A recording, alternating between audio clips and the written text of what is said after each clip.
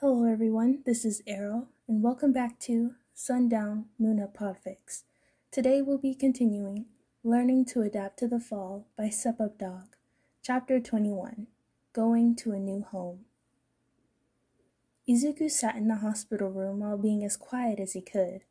There were a bunch of doctors and nurses outside the room trying to help get all of them out, but nicely. Mama was very on edge, but Pappy needed help leaving. His arms were still in casts, and Gigi was taking all the things that were brought here with them. Mama could have helped with his wings by holding things with his feathers, but he was more worried about all the people around the room. They were there to help, but it seemed to be more of a problem. They should just leave them alone. Yamada-san, we have the medicine for Aizawa-san, and we are also here so that you are able to leave quickly and quietly today, one of the nurses said after Mama didn't puff up at them. They were one of the ones that stopped by a bunch of times, so he probably got used to them more than the others. We also suggest some mild painkillers for your little one. After checking him over, we can conclude that he is safe to leave, but make sure to keep an eye on him. Izuku's mama hissed as too many of the staff looked at them, but they all quickly looked away. They are here to make sure no one messes with them when they leave the hero ward. He still wants them to leave, though. You all should look up a little bit more about mutations and the wide variety of levels of instincts one could have. Of course, having them suppressed for so long will automatically make them stronger, but no one knew how strong their instincts were from the beginning. The nurse that was really nice to them the whole time they were here, they also gave him the best food, said while making sure not to look Mama in the eyes. Izuku was hugging his mama as best he could so that he wouldn't want to try and hurt the doctors and nurses from being too much and too close. The common knowledge of mutations is that more prominent or more mutant someone is, the more instincts they will have. That is half right. It's more of a 50-50. That could be right, but it could easily also be wrong. Pappy was standing by his hospital bed while he tried to fight to hold some bags, even while his arms were still in the cast. Gigi looked over to the nurse with his normal warm smile. So it's a toss-up on how these two will act? The nurse that was coming in with during most of their stay nodded their head. Izuku tilted his head to the side while looking at them. Did that mean he would think more clearly soon? It's a little fuzzy sometimes, kind of like right now, because all he can really do is keep track of everyone near him. It's not thinking as much as what he normally would be, right?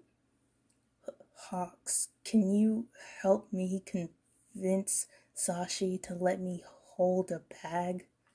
The monotone voice of Pappy cut through whatever was running through his head. Izuku looked over and saw how upset Pappy seemed. I can hold some bags, Dad. You can't because you're still hurt, his mama said while not taking his eyes off the door. He's still really tense, but that's okay because Izuku is helping with that. Everyone seemed to be ready to move out of the room, and now Mama looks like he might hurt someone at any moment. Izuku remembers the job Gigi gave him, keeping Mama calm, so he started to make a little chirping noise. He had to keep his eyes off of his surroundings so he could focus on his mama more. After the second little chirping noise he made, his mama finally glanced down at him from where Izuku refused to let go of his mama. Izuku ruffled his wings happily, the buzzing noise that he usually heard when doing so now becoming normal and almost comforting. That earned him a big smile from Mama and a "how are you" chirps in Trill's back. He's pretty sure it was a "how are you" noise, but it could also be an "are you okay" noise. Izuku just decided to give his good/happy trills would be best for this because it answered both of those noises he thought his mama was making. He could feel them moving still. He also wrapped his legs around them, but it honestly felt like the world was on the standstill while he looked his mama in the eyes. He knows he's safe, this close to Mama and wrapped up in his bright crimson wings.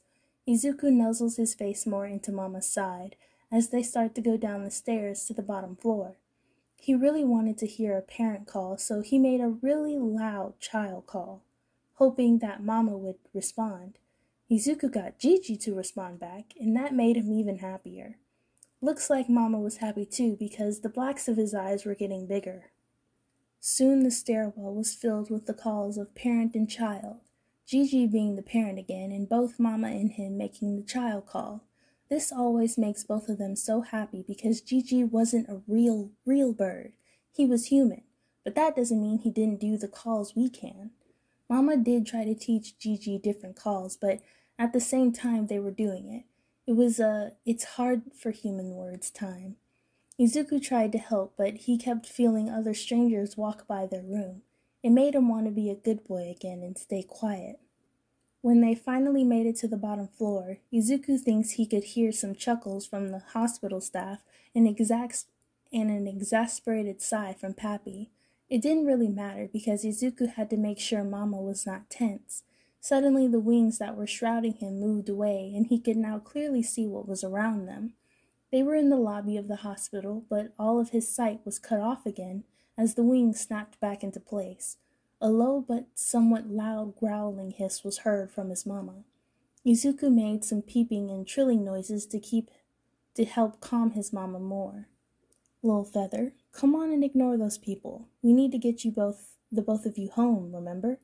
Izuku heard Gigi's voice being calm and rational. The home sounded amazing because home was no longer that house with the room. He could go home and with Mama now and not deal with the people looking at him funny all the time. The people that watched him all the time at the house felt weird and uncomfy. If he had his feathers back then, they probably would have been puffed up. Mama's hissing almost stopped completely as they started to walk faster towards the door. He thinks some people are being stopped by the doctors and nurses. They were there so they could leave quietly, and Izuku could hear most of them just asking if Hawks was okay. They meant his mama when they said that name. There were also some that were able to see him for a quick second, and asked if it was a weird way of doing a witness protection thing. That one was funny. As soon as they all exited the doors, Mama's wings almost flew open again. He could even feel that he was bending his knees more so they could take off in flight. Pappy was able to stop him, though, by swinging his cast arm around Mama's neck. He could injure Pappy if he moved suddenly now. Nope, Hawks, you need to go in the car with my student." Being called his student hurt, but it hurt less with the "my" added onto it. "He can't fly yet, and don't you want to make sure we're safe in the car too?" Izuku could feel how tense Mama was, so he made some chirps, and then he was finally able to pop his head out of the puffed up red wings. "Oh, there he is now." His eyes adjusted to the different light quickly and got a face full of Pappy looking at him with concealed joy. Izuku liked that he was able to read Pappy, Gigi, and Mama so well. Pappy showed his emotions through his eyes. Gigi showed his emotions through a wall of fake ones that if you look just right, you can tell what he's really feeling. And Mama showed most of all of his emotions on his wings. Not many, more like close to none, can read wings right, so Mama said that was the safest way to show his emotions. "How are you, Izuku? That is okay to call you Izuku, yes?" Izuku's wings ruffled in annoyance, buzzing accompanying it, because they had already been through this. He nodded his head a bunch and did a good happy trill. He could hear the puff of air that escaped Pappy's mouth. That means he laughed or thought something funny. Izuku puffed his cheeks and all the feathers on his head to show his annoyance, but got another puff and a point in a different direction. Mama let out a low crittering sound that went up and down a bit at the end. It usually meant that Mama didn't like whatever was happening or trying to quietly bring attention to himself. Pappy gave Mama a deadpan look as he pointed again to the car.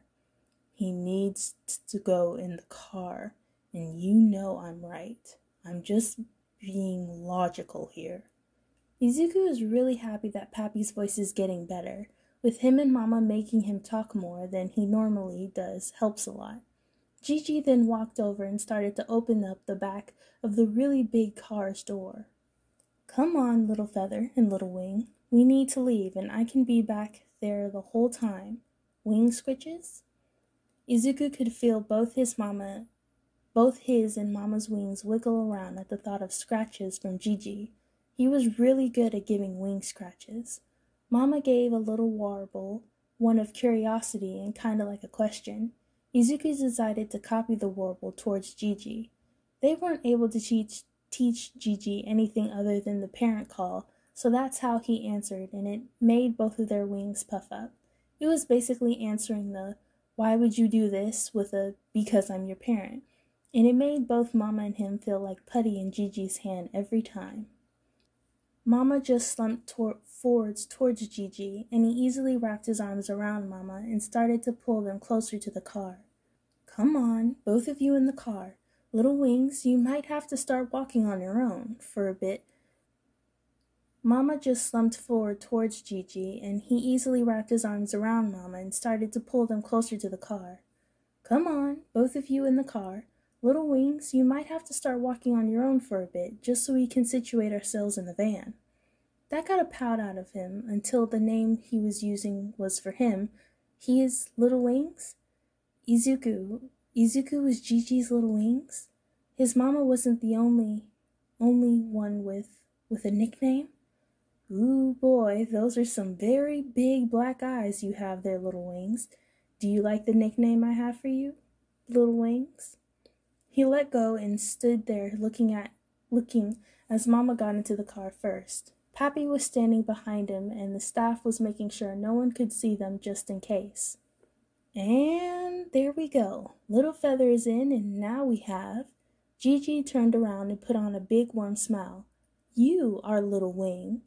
Izuku just stood there thinking about the fact that this was the first nickname that didn't have anything bad attached to it. No negativity.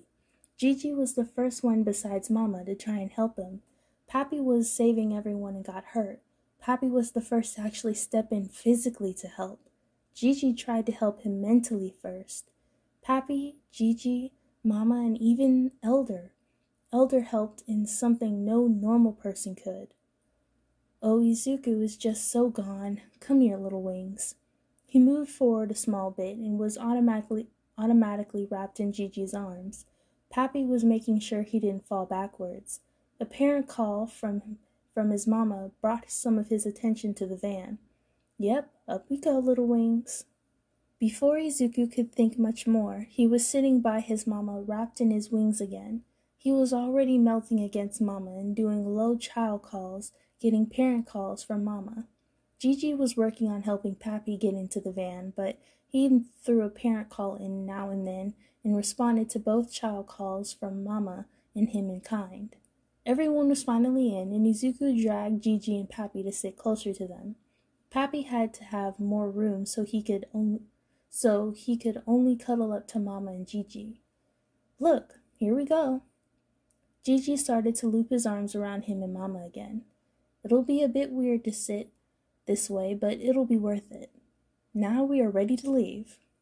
Izuku buried his head into Mama's arm in big red wings, tuning out the world as he let everything just fly over his head. He had his Mama and Gigi. He also had his first ever nice nickname, and it came right from Gigi. Today was the most perfect day ever. Aizawa has finally got out of that damn hospital, and now they are going to drop Hawks and Izuku off at the apartments that Ken, Sir Mentos, made. It was made as a way for other students to live in there, and since his class was the one that was targeted the first time, hopefully the last too, even if they only said they were only after All Might. It's for if something happens. He was very glad that Izuku couldn't force him into the uncomfortable-looking cuddle pile. The AS probably didn't want to hurt his arms more. It was also very cute to see his reaction to the nickname that Zashi thought up for him. Aizawa finds it funny that Izuku is called the Wings, while Hawks is called the Feather. You would think that it would be the other way around, but Zashi argued that since Hawks can control his little feathers, so he is the little feather, and since Izuku just got his wings, then he's Little Wings. Aizawa guesses it makes sense when you think about it more. The fact Izuku's eyes turned into black saucers as soon as he most likely realized that Zashi was calling him a nickname. Soon they made it back to school and they were driven over to where the apartments/dorms are. Hizashi was able to work with a very fluffed up Hawks and is still kind of out of it Izuku. He seemed to just accept that he was going to be out of it and not try to fight it. That is good. That means he's letting his instincts work more than actually be used instead of holding them in. Hawks seem to slowly be leaving his instincts, but they can't tell if it's him calming down or trying to hold them in again. Aizawa thinks that it's just Hawks slowly calming down, and he seemed to calm down more after claiming someone as a flock member. That makes Aizawa think the more flock members Hawks has, the more likely he will think clearly and the less instincts clouding his judgment. Show. Aizawa looks over to Zashi and sees both the real birds looking at him and refusing to move. He sighs as he walks over, and all of the birds this time look so happy that he's coming over. They keep refusing to go in without you. He walks up and is met with the endless black abyss that is Izuku's eyes. They just seem to not be going down. Maybe there are bad and good days with instincts. I was going to help them build a nest in the common room with all the stuff we have. We were able to get some shirts from Izuku's closet and that apparently are good enough for the little ones. We have the things we used at the hospital that were ours. We also have some new shirts and such in this group. Lastly, someone was able to get into Hawks' place. I can't remember who, but they just gave away some of Hawks' hero uniforms. They all start to shuffle into the building because now all the birds are just hanging off of him. Zashi is carrying the bags with their clothes. Hawks is carrying Izuku, who is also wrapping his wings around all of them. Izuku is also wrapping his wings around him, but is refusing to let go of Hawks. Aizawa might have to ask Hawks if it's okay to call him Little Feather too, or maybe a different name. Problem Bird would suit, and Izuku is Problem Ace. They finally made it to the middle of the common room. Took a bit to make everyone let go of him, but they did eventually. Hawks got to quick work of making a nest, but after Zashi mentioned that all the rooms had beds in them, Hawks flew off to grab some. Izuku got antsy with Hawks gone, clinging to him while Zashi was in the closet close by, grabbing an armful of blankets. It's okay, Izuku. They'll be back. Black eyes were staring back at him while clinging to his side, wings wrapping around him, slightly trembling and making little chirps here and there. He doesn't know when Izuku will ease up a bit about all this, but they might have to hold off Class 1A longer than he thought they would. Well, Zashi gave you his nickname. Can I give you mine? The trembling stopped a little bit, and the black eyes got a little bit wider, emerald green rings being practically slits around the deep abyss. Izuku then nodded his head rapidly, curly hair/feathers bouncing with every little bit of movement. A low chuckle resonated from his chest as it slightly hurt to even do so. Fuck, his throat is healing. Fuck this throat healing bullshit. I was going to call you Problem Ace. Now here is something that Aizawa hadn't noticed till now. Izuku has very fluffy, puffy, big hair that covers both sides of his face so much that it usually covers his ears and a little bit of his jawline at times. If you are wondering, it's basically canon Izuku, but with a little bit itty bit longer hair than normal. This is important because after he said Problem Ace, little feather tips poked out of his hair where his ears would be. Aizawa's eyes widened a bit as he focused on the feather tips poking out of Izuku's hair. Hey, Sho, what are you and Izuku doing? You having a staring contest? The sound of a shit ton of blankets hitting the floor was heard, and then an extremely loud and jarring chill was sounded by Izuku. Oh my god, little wing, that was... ouch! My hearing aids were turned up way too much for that sound. Zashi started to mess with his hearing aids because his ears might be ringing a bit. Aizawa's was ringing, so it was probably worse for him. He grunted in pain at the feeling of nails piercing into his side and wings getting tighter in their hold. A red blur was then seen that turned into a very puffed-up Hawks, whipping his head around looking for danger most likely. Aizawa lets his eyes drift to the stairs and can see a mattress being pulled through the door by red feathers holding it. The clanking of teeth was heard, clear as day, as Hawks opened and closed his mouth. He had a feather sword in hand. Problem bird, calm down. Hawk's head snapped into his direction, gold shining brightly with his beady dots of black in the center of them. It's kind of terrifying to see Hawks like this because he knows for a fact he could not win in a fight against him at the moment. Aizawa gulps a bit as Izuku is still gripping onto him, only looking at him and making these tiny little trills. He focused the best he could so the words didn't stutter or mess up mid-sentence. Problem bird. He looked Hawks dead in the eyes. Zashi was on edge, just in case a red feather cuts anyone or if Hawks attacks someone. Problem bird? The feathers finally dropped, the beds near the blanket pile, and the black dots that were in the middle of gold suddenly turned into the size of dinner plates. Hawks then zipped over to him and almost tackled him to the ground. God, that was so much force, but at least he didn't knock them all over. The giant red bird then started to also make those kinda loud trilling sounds. The fluffy crimson wings then wrapped around both of him and Izuku. He just stayed there while both of the birds made the same type of trilling sounds, nuzzling into his chest and neck/shoulder respectfully. Oh, I'm guessing that both of them are happy with the names? Zashi said as he walked over to the mattresses and started to lay them beside each other. Aizawa stood there, arms unable to be moved and honestly wishing to just sit down now. Little Feather, don't you need to make the nest? That seemed to finally kick Hawks into gear as he threw himself off them and scrambled to where everything was laid out. Aizawa just personally wanted to wait for everything to be done. Problemaeus seemed to want to join in with the nest making though. Talking more could hurt, so he just made some random whistle, and that drew everyone's attention to him. He nudged Izuku closer to them and motioned for him to start moving blankets. The poor kid looked like I just betrayed him, but he nudged him closer. Little Wings, do you want to help? Izuku quickly looked between Hawks and Zashi, looking unsure, but Hawks was just stuck in place holding a blanket.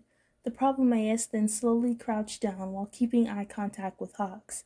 Ever so slowly, he grabbed a blanket and moved it to be in a different spot.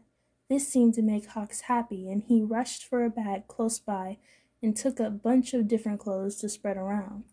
Both birds now seemed to be chirping and trilling back and forth, looking to Zashi at some point for something. They would stop moving in those movements and just wait until Hizashi said something about how good a job they were doing. Both of them were working very hard, but Zashi and him needed to get home. Most of their things should be packed because Sekijiro, Flat King, and Ectoplasm, should have organized a lot of it. They both are really good at organizing, plus they would label everything too. Aizawa looks over to his husband and can see how much he's already fallen for these kids. Yes, he still thinks Hawks is a kid. He clears his throat a bit to get Zashi's attention and is swiftly on him. Yasho? He jerked his head in the direction of the door, and Hizashi looked at it, then looked back at him with big kitten eyes. They needed to leave. The sooner they leave, the better, and it'll take a little bit of time to convince both Izuku and Hawks to let them leave. Zashi sighed, but looked back at the boys, who were unaware of what was going to happen. He looked upset, but they seemed to make sure everything was ready so they could be completely moved in for both of the birds. Hizashi sighed again, but finally walked a bit closer to the two working on the nest. Hey boys, can you stop for a second? Both of them moved the last little thing they were working on, so they knew where they had stopped. They turned their way towards Zashi and just waited for him to start talking. Okay, now don't overreact, but we have to go and get some things from our old place. Aizawa could see both of them having needle-pin-pricked black eyes, and then started to screech and rush their way towards him. Some red feathers are already zipping their way towards him, most likely to drag him into the hug as well. They already got Hisashi in one. He dodged a few before Hisashi started to talk again. No, now how about we stop this for a second so I can explain? Hisashi made the bird noise again that usually makes the other two stop, and like normal, they both stopped. Sho and I are going to grab all of the things so we can live with you. Isn't that great? We can all live here and have a nice little place. Izuku was the one that pulled off Hisashi first and then pulled off Hawks with him. Hawks trills something at Izuku, and this starts a little conversation, all in trills and chirps and whistles. There is still confusion here and there, but they can hold a decent conversation without the need of human speech, which is very impressive. After a quick little discussion, the red feathers stop trying to grab him, and Izuku faces them and gives a little nod. Hawks looks more depressed, but just starts to pull Izuku to the nest, both resuming, making it more comfortable for them. Sashi glances over at him with an eyebrow raised. Aizawa just shrugging his shoulders in response. I guess that means we can leave. Izuku was the one that glanced over his shoulder and gave a quick happy nod. Hawks looked like he wanted to respond, but Problemea stopped him by showing him something and pulling them back into their work. Zashi looked at him and gave a little smile. It seems that little wing can help Hawks for a little bit, but I think we should hurry because I don't know how long a nest this size will take to build. Aizawa just nodded his head and they soon left. They went home and got all their essentials, plus the cat and cat stuff, and lastly talked to Sekijiro because he was still moving some stuff here and there for the cat. So I made sure that your cat had all her food the whole time, played with her, yada yada yada. Everything was as clean as could be because you know how much I hate things being dirty, so the place is basically spotless. Sekijiro scratched the back of his head as Aizawa looked at the literal spotless bathroom. It was a mess the last time he saw it, and now he can't even see the stains it had before the USJ. He looked over to the white-haired man with a deadpan face. What was Seki wanting him to respond with?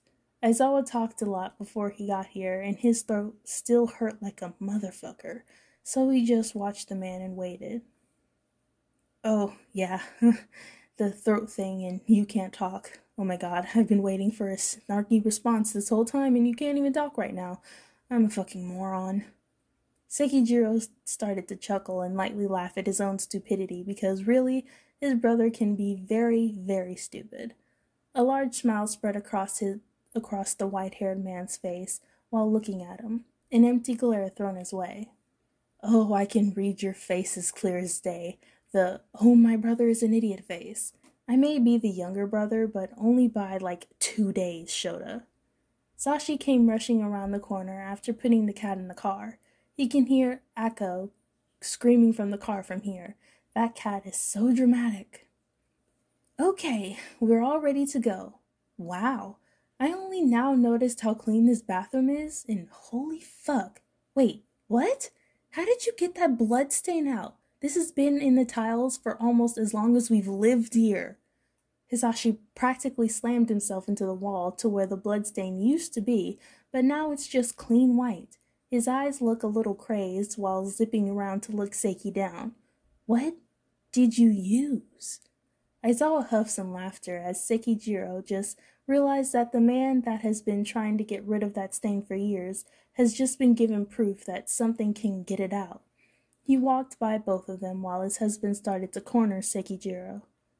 Now, Zash, you know how I just have to clean everything. Making things clean is like a second quirk to me. Sekijiro started to stutter and backed away from his blood-cleaning absent husband. Unders always got more messy than uppers. Aizawa starts to make his way down the hallway so he can get to the car faster. Hisashi will be able to get the info he wants soon enough. To be honest, he's shocked Seki was able to last as long as he could without being dragged down for the knowledge of cleaning everything with blood on it. Wait, Sho, don't leave me here with... Shut it, unless it's the info about the cleaning process. There was loud banging noises and then some shuffling. All you need to do is tell me what you used and what to do. Zashi, you know I can't. No, it's what you used and what you do to get the blood off these walls, Seiki. Aizawa ignored all the other noise that was being made by those idiots. He made his way down to the car and even gave reassurance to some neighbors who asked if everything was okay. They could tell it was his husband's voice and got a little worried. They shouldn't be, but they did. Aizawa could hear one more shout before somehow closing the car door and was greeted by Ako's yelling instead.